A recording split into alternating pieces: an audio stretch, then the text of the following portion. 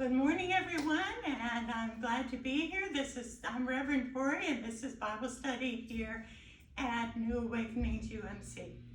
And we're continuing and going to finish off looking at the book of Ecclesiastes. You remember that Ecclesiastes is everything that he tries, all his big dreams, all his big endeavors, all the things that he just works so hard toward. In the end, he feels like they are all just vanity, and chasing after the wind, that they have no lasting meaning. And so he's continuing to look for this sense of what is the meaning of life. What is it about life that makes it different for humans than for animals? What is it about life that will make a difference so that when you die, and he's well aware of death, that you will have lived your life well and people will remember?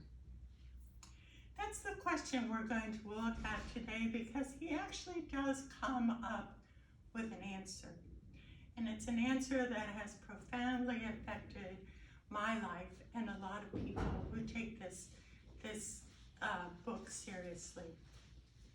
But I want to start first by reading a very famous part of the book. It seems like even though it's different from anything else in the book, and it's in a poetry form, that you can't really look at the book of Ecclesiastes without looking at chapter 3. And I'm going to read it from the Revised Standard Version. It's the one I grew up with, and it's one that many of us know scripture from. This is also, if you'll remember, many of you, this is also a song by Peter, Paul, and Mary. So I'm just going to start by reading this very famous poem, which is a nugget into itself, not really fitting with the rest of the book, but is worth hearing just itself. For everything, there's a season, and a time for every purpose under heaven. A time to be born and a time to die, a time to plant and a time to pluck up what is planted, a time to kill and a time to heal, a time to break down and a time to build up, a time to weep and a time to laugh, a time to mourn and a time to dance, a time to cast away stones and a time to gather stones together, a time to embrace and a time to refrain from embracing, a time to seek and a time to lose, a time to keep and a time to cast away, a time to rend and a time to sow, a time to keep silence and a time to speak, a time to love and a time to hate, a time for war and a time for peace. What gain has the worker with his toil? For God has made everything beautiful in its own time.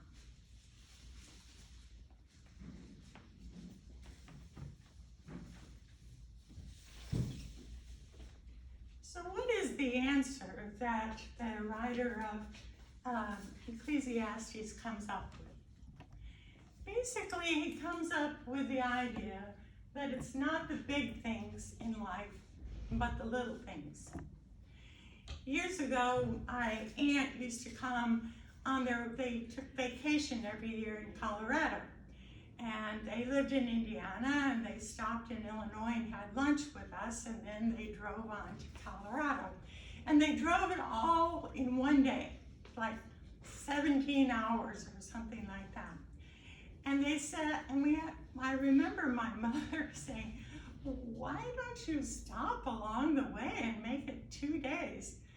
And my aunt said, well, there's nothing to see, so why would we bother to stop? And my mother later thought, I wonder wonder what the people in Missouri and Kansas would say about that, that there's absolutely nothing to see. The point being that they were all about the destination and not about the journey. That they had this idea of what was going to be gained in the future if they work hard enough, if they travel fast enough, if they study hard enough, if they do all these things in the future, they're going to be satisfied. But in the present, he realizes that he's missing the journey, missing the things that can be seen along the way, and missing all the little things that really life is made up of.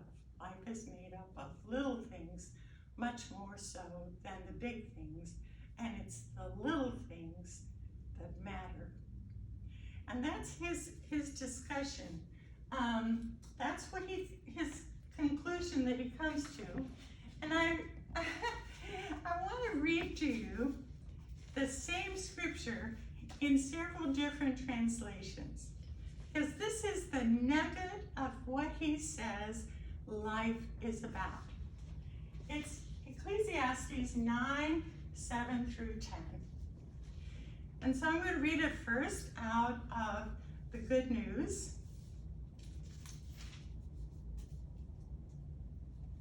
Go ahead, eat your food and be happy. Drink your wine and be cheerful. It's all right with God.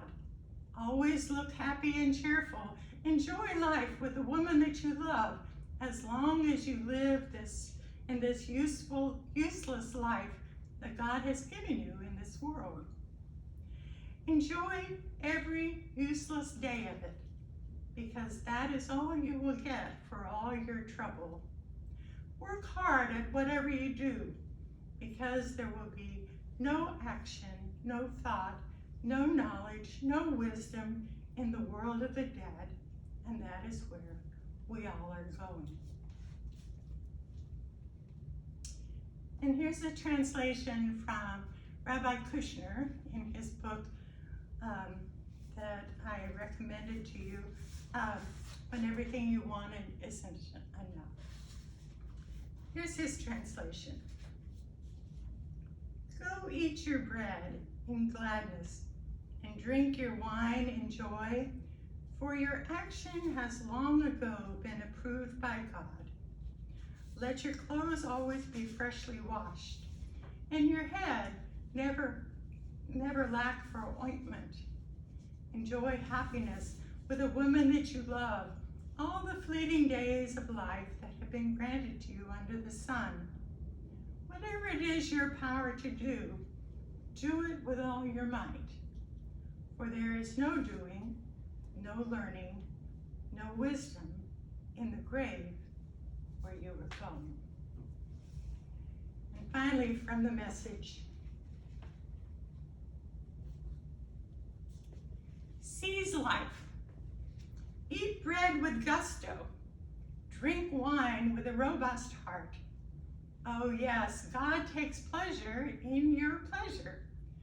Dress festively every morning. Don't skimp on colors and scarves. Relish life with the spouse you love, each and every day of your precarious life. Each day is God's gift, and it's all you get in exchange for the hard work of staying alive. So make the most of each. Whatever turns up, grab it and do it, and heartily. For this may be your last and only chance at it. For there's neither work to do nor thoughts to think in the company of the dead, where you are most certainly headed.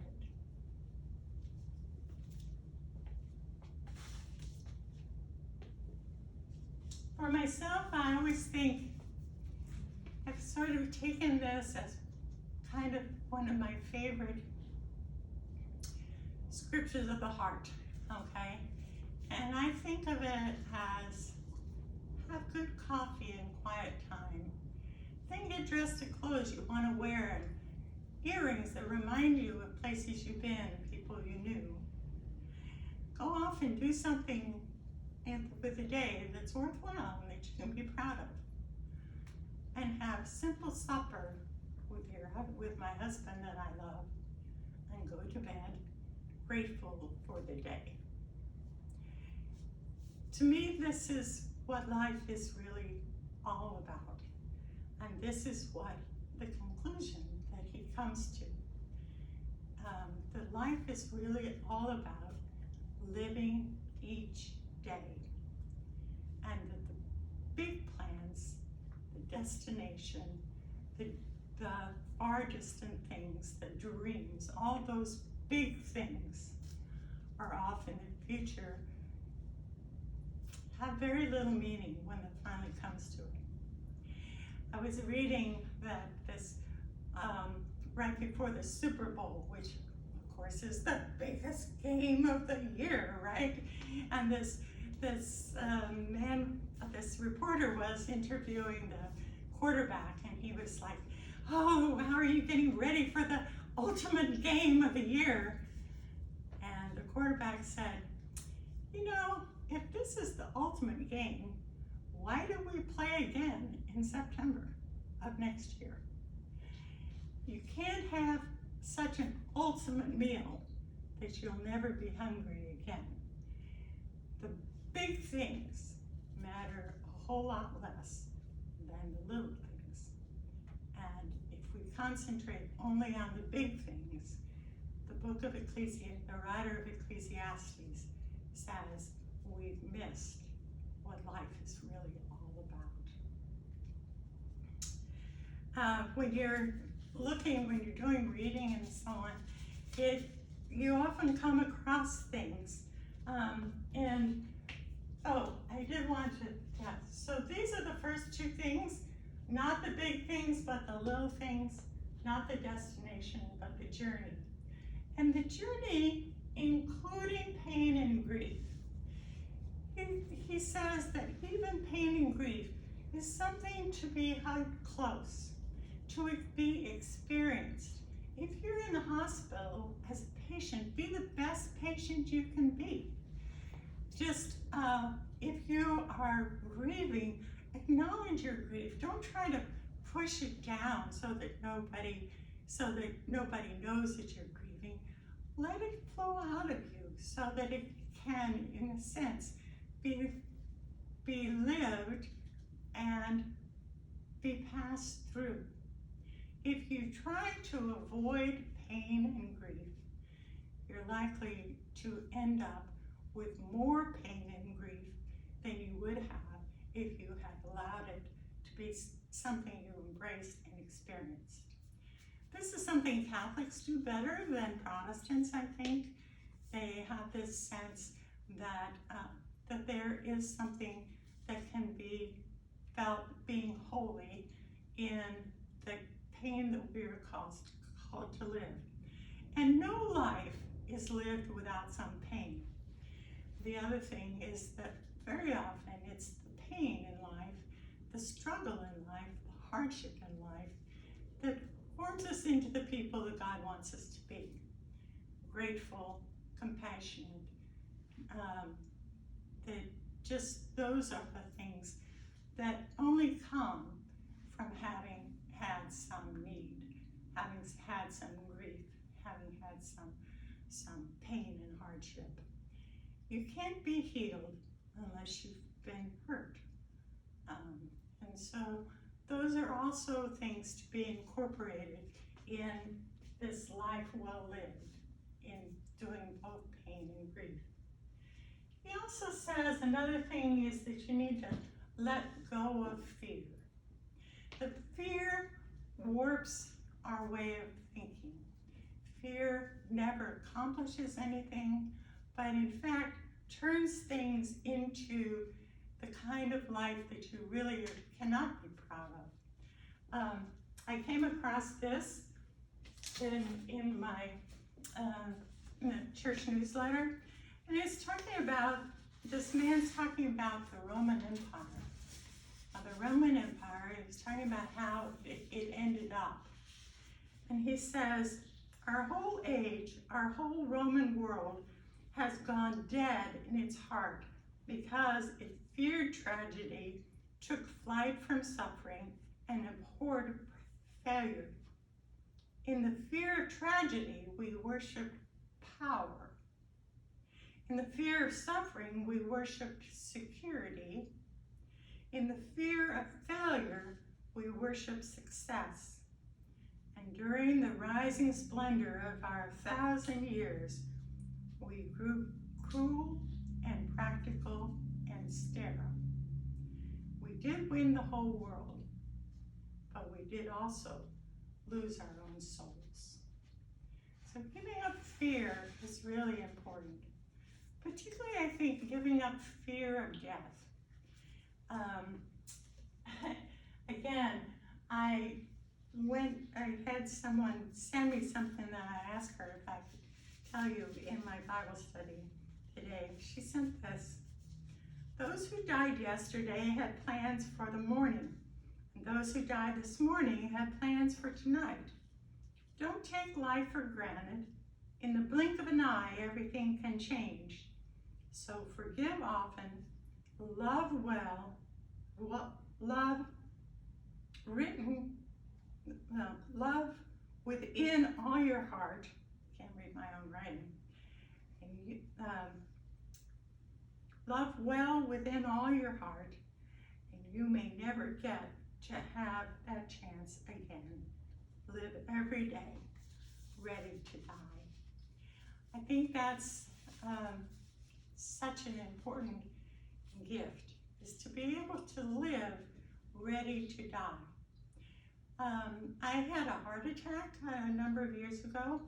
It was something that just came completely out of the blue. I had not even thought about my own death, even though I had been around many, many people who died. And it was kind of a startling thing. And it made me wonder, like the man in Ecclesiastes, did I live my life well? I want to end by talking about Sukkot. Sukkot is a festival of the Jewish religion. It's a fall festival. It was in the end of September this year. And it's a festival that celebrates the end of the harvest. But it's also a festival that talks about the time of living in the wilderness. You'll remember that during the Exodus, God gave all these big miracles, and particularly had this big miracle of opening the sea so that the Israelites could walk through on the dry ground, and then closing it up and capturing all the Egyptian soldiers so that they were free to leave.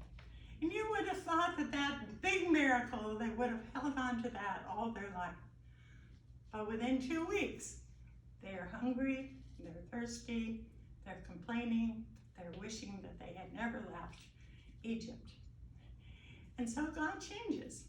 God changes and instead sends the manna that comes a little bit every day. Not enough to keep for the rest for the tomorrow, but just some every day. And that's really what the Sukkot remembers. You build this little outside hut. You can just do 3 sides if you want to. The top has to be branches or some kind of a thing, and you should have to be able to see at least 3 stars through the top. And you sit in your Sukkot for a week, and you enjoy the fruits of the harvest, particularly fresh fruits and vegetables. You enjoy your friends, you drink wine together and talk. There's no TV, no any of that. You just stay outside, enjoy your friends and good food and good time together. And remember that the time when God kept you in the wilderness and fed you with manna every day. And during that time, they read Ecclesiastes. Have a wonderful week.